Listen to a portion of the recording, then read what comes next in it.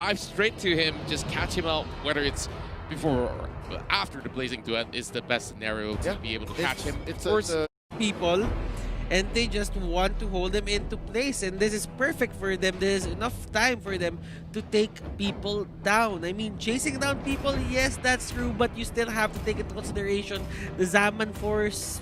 Harith wants to be there. You know, Ling might be chasing them down, but I think Ling on the other side is just gonna go for the backline. I think that's their main idea here. yeah, we've seen this sort of composition before from the side of Bren Esports. What I'm really surprised is that they honestly didn't bother about the Alice pick or the Sylvana, which easily could have been banned away, and they offer 1-1 instead, which kind of secures things for RRQ. Like, hey, if game one it went our way, we're gonna do it again. Yeah, I see where you're coming from here. And okay, so give or take, I think RRQ was prepared to lose the Sylvana, or arguably flex the chill. But I think it's time as we get into the game to figure out this conclusion as we move on into game 2. Please, Butters, Contra, as well as Leo, go for it. Cast this game. Give us some color. Here we go. Bren Esports versus RRQ Hoshi. If Butters was right, if the pacing for Bren Esports actually is beneficial, that they learn a little bit from game number 1, we'll see. This should be the litmus test for that. Now, Lusty leashing a bit for Carl Teasy. This is a quick purple. I think this just allows Carl Teasy to be able to move out a little faster, get that BMI, and get that extra little bit of damage and mobility. And then moving on, that's also the purple. Oh, no, orange first. Orange first here for Sin. Pretty interesting start as we are already seeing a little bit of contest going over on towards Little Wanderer. And okay, I guess we're going to be staring at them just having a chance of snatching it away. It makes a lot of sense to just go for the orange first for the Ling. This is because you want to be a bit faster than the Claude. I mean, Claude, Dealing damage, that is. Not necessarily, but you just want to use your superior mobility to just clear the waves and just find the pick off, just get your level 4, go to another lane. The Claude will think, should I go there or should I just farm? Because that's the thing. The Tempest of Blades is a good way to control people as well and take down people in the process. But looking at the side lanes here for the side of Bren Esports, I think the Ling will have a great time going back and forth on those side lanes, as long as in terms of dueling, their lanes win. I feel like it was one of those situations where they're kind of I wouldn't say preemptively doing it, just playing off the information at hand. You had somebody go into the mid lane, they were going to, fast clear that jungle. They started on towards the orange side because they can generally see, oh, they started showing up, they started up into the mid lane, they quickly ran over to deal with their purple buff straight away. So at that moment, they say, okay, we can actually match you here. We're gonna start on our orange side, move over to our purple, and then contest for Little Wanderer in the river. I just like how both teams are actually having exactly the same thought, same sort of the routes that they do take. So it's all about, who gets what, and then they can plot the next attack, and we are already back in towards our game. So game number 2 here. I really do wonder how would they shut down Sin's side, because they only got Lusty, and if he uses Way of the Dragon to catch either the Harith or even the likes of Finn, it's easier to burst down. But Sin, they gotta make sure that they catch him real fast. That's what Few is for. He is on the Sylvana, and I think he'll be a little more frugal when it comes to the Imperial Justice this time around, seeing how it didn't work out so well in game number 1. This gold lane matchup up top is also something interesting to note. Harith wins the early game compared to the Alice. Now Few spots one off. That's going to be Psycho right across the bush. And while the action isn't happening just yet, oh, nice arrow thrown out. Just misses by a hair. I just love it that Bren Esports took something from Todak's book and they just put the Sylvana as a support.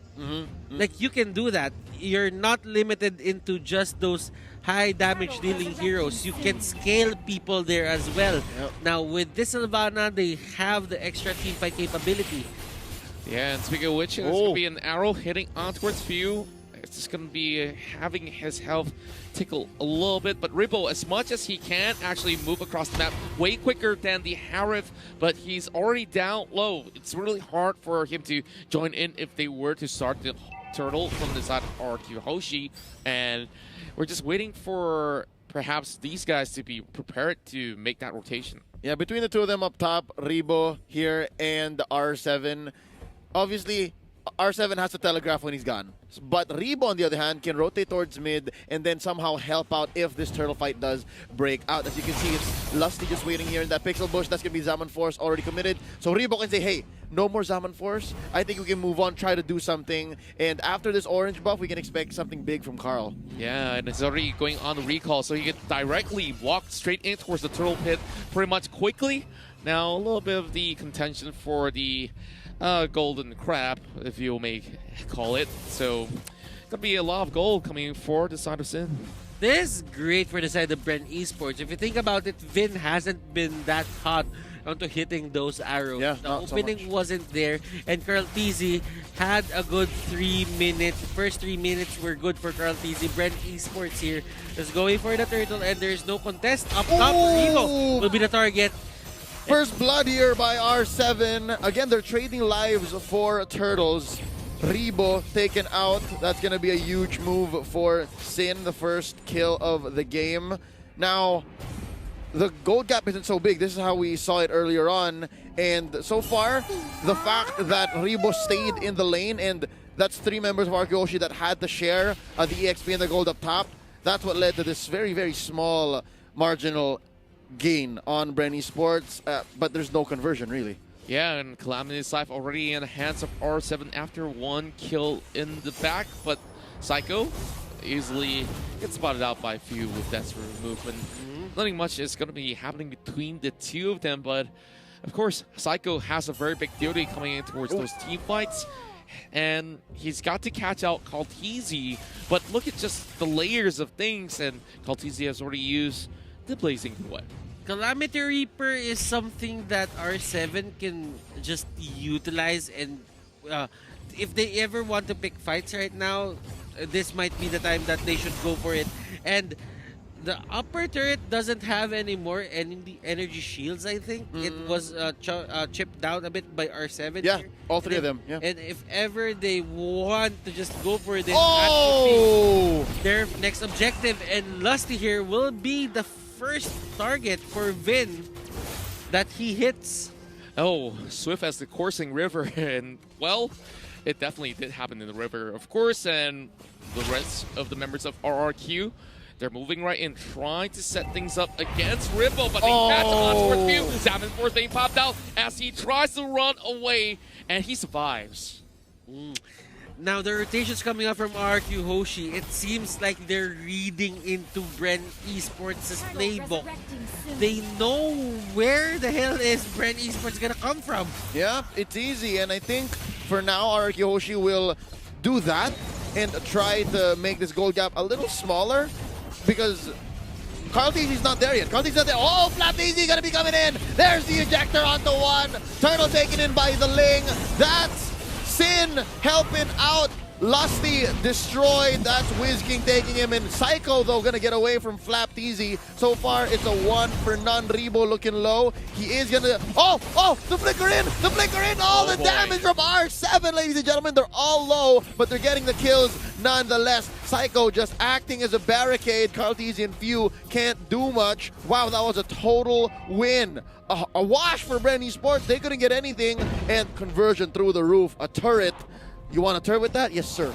Yeah, quite a destruction that we've just witnessed over on towards the turtle side, and RRQ Hoshi has been able to also back a turret right down below, but I'm looking at the lack of responses coming in from Bren Esports side as well. But we saw an early usage of the Blazing Duet on towards those minions itself. I don't think it's relatively worth it. I think Carl TZ just understands that he has to speed up the clear. Sure. He has to catch up, and they can see that the gold gap is growing. And if he's not joining fights, which I think he shouldn't, then yeah, Blazing Duet, by all means, pull the trigger. Now, I'm seeing Bren Esports having a hard time. Well, that's obvious. But still, we haven't seen Carl TZ with the Blazing Duet. And it just seems to me that RRQ Hoshi are picking their fights well. They fight in a time where Carl TZ has his Blazing Duet down. Yeah, again, it's just basics, fundamentals. Now, nice catch. Imperial Justice on a Psycho, plus a down force by R7. A few shields gonna save him. There's a Tempest of Blade. And Sin knocks out Carl TZ. Oh, R7 barely survives. Flap TZ pops him open. That's a double for Sin, though. Rebo gonna get away. Blood O keeping him alive, but how long Vin is still alive here? Flap TZ, Shaw energy, is it enough for him to take on two? Always King and Vin. Here comes Sin with the orange buff. It's gonna hurt. Oh, I think they disengage. They know that Few can still deal a lot of damage. Definitely have to disengage right there. It's a 2-for-2 trade, and it's still working out for side of Bren Esports. As at least they do have Laptisi here, and they are getting flanked from multiple directions. It's a killing spree coming in for Sin, and the next one to fall. It's gonna be Sin that gets caught out. I think it's pretty okay with its catch. Yeah, well, Few still the instinct to stay and know that I can out-sustain these members of RRQ. Hoshi left. The spiral strangling keeps El Capitan alive enough to make sure that when Carl TZ comes back, they can contest for this turtle. And ooh, look at this down bottom. Oh yeah. Gives them enough space, and Carl gets hit by the arrow. Oh, damage output. That's gonna be Carl TZ shut down. R7 takes the turtle. Zaman Force, there's enough shields in there to keep him alive. RRQ Hoshi shouting their lungs out. They know they won that all in. This is the things that Azelina can do. It can hit your jungler in the middle of two people, and that's how impactful the Azelina is if done correctly. Oh, you just look at Wiz King and he does not even care how much you can put upon it, but Psycho is getting focused on, and they are already trying to get away to cut through the throats, and the Yuzong still gets away with that kill after expending that execute. Oh, that was a beautiful execute. Full range, I believe, because Flapteasy clicked it as he was exiting. Now, if only this was a Festival of Blood. I think he made the call. That was a calculated decision prior to the game. He picks Killing Spree so that he lasts longer in these fights. I'm wondering if he's kicking himself right now saying, oh, I could have gotten stacks. I could have gotten stacks. Maybe you might just be. But at that point on, RRQ Hoshi could have just let Bren Esports go and try to go for another objective. But what do? They try to get as much kills as possible. Then Carl TZ here is gonna have more time to just get his farm. There's no pressure for him. Lusty gets an Athena shield. They are slowly scaling up to that point where RQ Hoshi, they might not have an answer for this god anymore. Oh, here we go. Black Dragon form. Black TZ comes in. There's the Imperial just catches one. R7 decimated. And now underneath the turret, this fight is going to continue. They're going to trade out Lusty. Taken out by Psycho. It's tank on tank violence. I still call it supportal combat. No. Oh, down bottom. Sin with the split push. Ladies and gentlemen, that's a worthy trade. That was way too sneaky coming from the side of RRQ. Yes, they did trade, and it's okay for R7 right there as they still managed to catch on towards Lusty. Mid lane. No, an ejector into the back. Tempest of Blades keeping him down. They're still alive. Flapteasy, quite a few hits. Oh! Few able to help Cardili survive, but only for so long because Flapteasy is gonna bite it right here. It's only Few and Rebo. Lusty gonna be trying to come back. That's good. Blood Ode into the back lines, and Vin is getting the brunt of this all. And right now it's Few, and he's Spiral Strangling once more, poking the front lines, and there's a Zaman Force. Oh, you do best to disengage, and R7 gets one still. These are the fights where you can see the split decision making coming up from these teams. Carl TZ goes back in, takes down Ling. Now when they saw that, someone just jumped on Carl, took him down. The threat assessment here for both teams are so on point. They turn instantaneously if ever a high priority target is in front of them. Yeah, as much...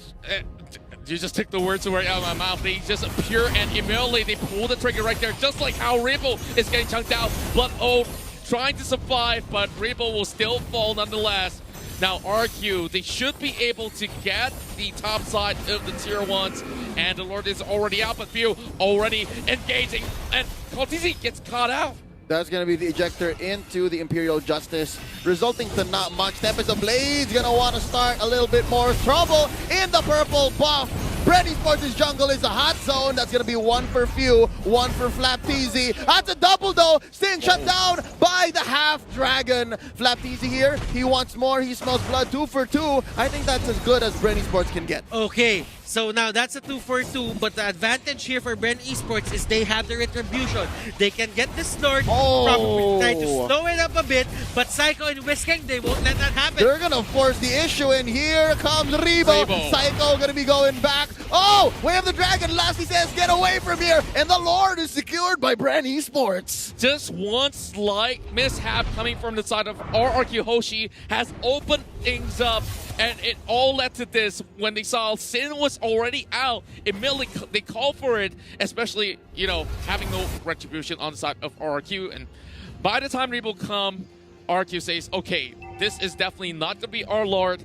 And oh boy, this might just be the biggest comeback coming towards game 2. Butters, I have a question for you. 3 towers on RRQ Hoshi, but Bren Esports got the Lord. Who won the trade? Definitely Bren Esports, because they are the ones who's gonna stall the game a bit. Now, this is a Luminous Lord. This is something RRQ Hoshi needs to send 2 to 3 people for. At least. So that means the turrets on the side of RRQ Hoshi are bound to go down, and that is one turret immediately at the hands of Bren Esports. Guess what? They're even sending their own men upon it just to try to buy even more time, but here's defensive Tempest Ablaze onto Sin. He is out of this fight for now. Another push in mid. I think that turret down bottom might be next. Nay, make it this one in mid. And right now, Bren Esports, they're just taking as much time as they need to be able to secure the late game. Carl Teasy, call him Mr. I Don't Sleep. Now, Leo, Contra, this is where the jungle choke happens.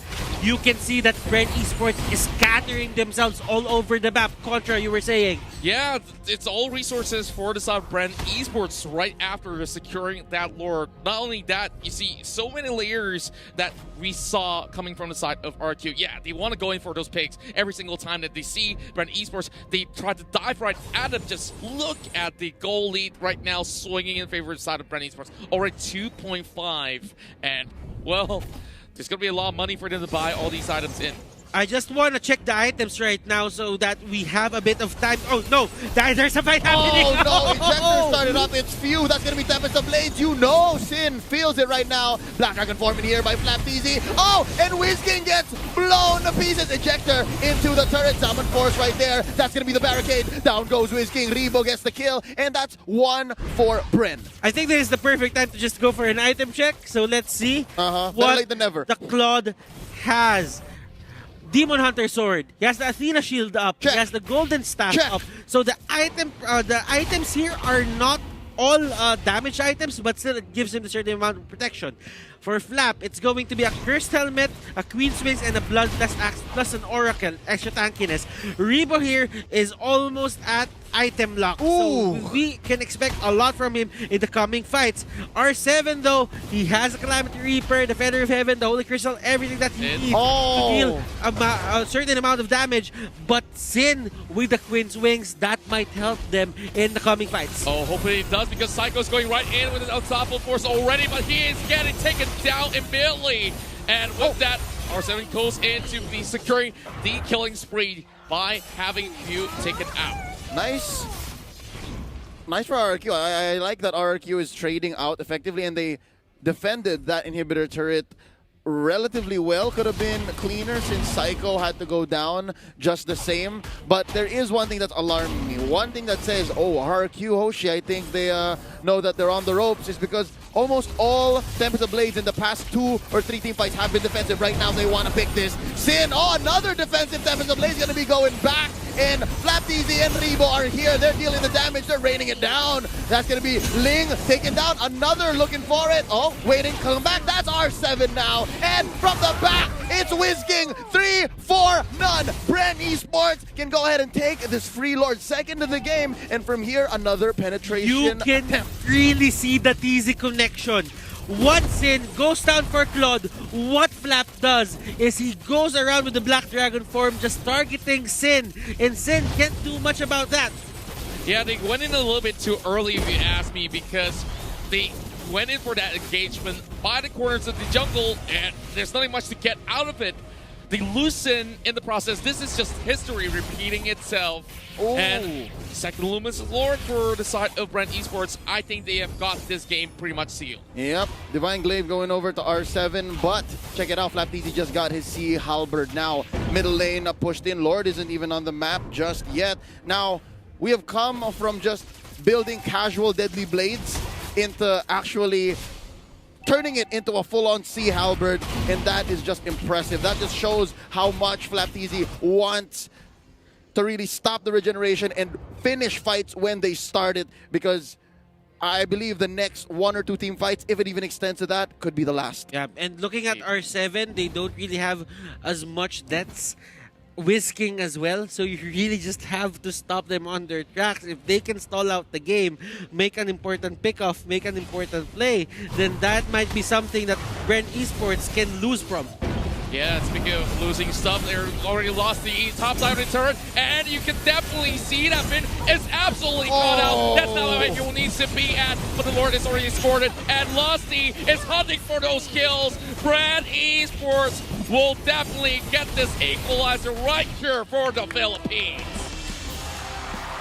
Sitting at 1-1, Butters, you may have been the herald of good news for many Filipino fans around the world of Mobile Legends and of Bren Esports. Maybe, just maybe, that game 1 was all they needed to pick up the pace.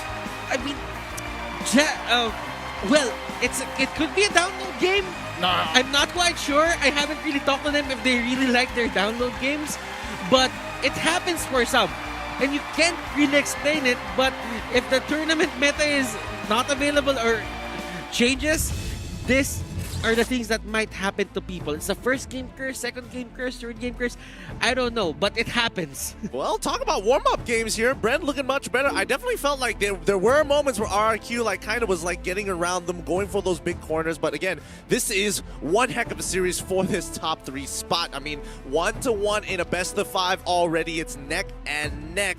How is it looking like here, and how's things going to shape up from here on out? Yeah, I really want to point out one thing that I dislike coming from RQ's draft here. Ooh. Yes, Jawhead, high priority coming into many of these matches, good in the meta, but it's something that later in the stage of the game, it just falls off so drastically, and it's evident, like, the moment that you see there's an Alice and the Claw, they can easily walk away, whoever you throw. I see. Well, with that being said, let's get a more in-depth analysis from our analysis. Let's go over to them. Thank you very much, and I hope someone clipped Gideon, because that is gold. That is gold. But yeah, either way, speaking of gold, we got 2 of the teams with yellow on their logo, and in my opinion, right, I think all of the Indonesian fans and all of the Philippine fans are on the edge of their seat. Especially, we watched where RRQ Hoshi seemed pretty good in early as well as mid stage of the game, but then Bren Esports, they just got back up and they won. What happened? Well, there were so many, I would say,